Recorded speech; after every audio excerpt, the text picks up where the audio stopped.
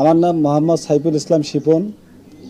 আমি বাংলাদেশ জামাতি ইসলামী কুড়িগ্রাম জেলা কাঁঠালবাড়ি ইউনিয়নের সাবেক সেক্রেটারি এবং ৮ নং ওয়ার্ডের মূল দলের সেক্রেটারি।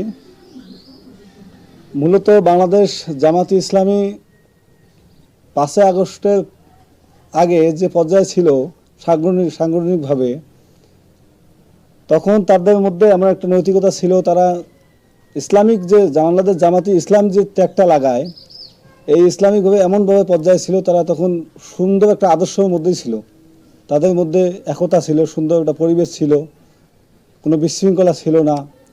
কিন্তু এই ৫ই আগস্টের পর এমন পর্যায়ে চলে গেছে, দু একটা উদাহরণ দিলে আপনারা বুঝতে পারবেন।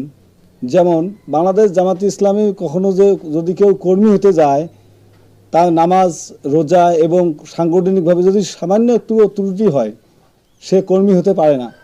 আর ৫ই আগস্টের পর এমন এমন লোক যারা দুর্নীতি গায়ে লাগিয়ে আছে, অর্থনীতির সাথে দুর্নীতির সাথে নারী কেলেঙ্কারির সাথে জড়িত, তারাও যা ৫ই আগস্টের পর দলের মধ্যে ঢোকার পর তারা কর্মী তো দূরে থাক, তারা পদ পদবীর মধ্যে তারা চলে যাচ্ছে। তাহলে কীরকম করে এরকম হচ্ছে? সম্মানিত দেশবাসী, যেমন আরেকটা উদাহরণ দিলে বুঝতে পারবেন।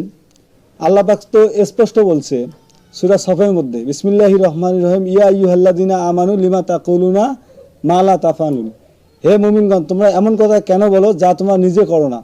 আজকে আমরা বাংলাদেশ জামাত ইসলাম, জামাত শব্দের অর্থ হচ্ছে দলবদ্ধ, ইসলাম মানে শান্তি। এইটা একটা আগে বলতেছি, আমরা দুর্নীতি করব না, সুদ ঘুষ রাজনীতি এগুলো করব না। কিন্তু আজকে আওয়ামী লীগ বিএনপির মধ্যে আমরা একটা দেখি কীরকম ছেলেপেলেদের মধ্যে টাকা ভাগাভাগি করতেছে, তাদের মধ্যে ঝামেলা। কিন্তু আপনারা সাংবাদিক ভাইরা আছেন, জেলা পর্যায়ে পর্যন্ত আপনারা খোঁজ নিয়ে দেখতে পাবেন, জেলা পর্যায়ে পর্যন্ত তাদের দায়িত্বশীল, তাদের কর্মীদের টাকা ঢুকে নিয়ে তারা পর্যন্ত গ্যামজাম একটা চলতেছে। আমি যেহেতু জামাত ইসলামী ছিলাম এতদিন, আমার বাসা হলো কাঁঠালবাড়ি ইউনিয়ন ৯ নং ওয়ার্ড। আমার বাড়ির পাশে একজন আওয়ামী লীগের জেলা সেক্রেটারি বাসা। এত নির্যাতনের পরে, পতনের আগে আমি সংগঠনে ছিলাম, এমনকি আওয়ামী লীগের সাথে মিশ্রিতভাবে সংগঠন করছিলাম, তখন এতটা সঠিক মনে হয়েছিল। এখন যে পর্যায়ে পতনের পর্যায়ে শুরু দেখা যাচ্ছে, আমি মূলত দল থেকে পদত্যাগ করতেছি। আপনারা সকলে আমার জন্য দোয়া করবেন। আমি কোনো দলে আপাতত কোনো সম্পৃক্ত হচ্ছি না। আপনারা সকলে আমার জন্য দোয়া করবেন। আমি আজ থেকে বাংলাদেশ জামাতি ইসলাম থেকে পদত্যাগ করলাম এবং সকলেই দোয়া করুন আমি যেন সামনের জীবনটাকে ভালোভাবে কর্মস্থান করে চলতে পারি, সুন্দরভাবে জীবনযাপন করতে পারি। আসসালামু আলাইকুম ওয়া রাহমাতুল্লাহ।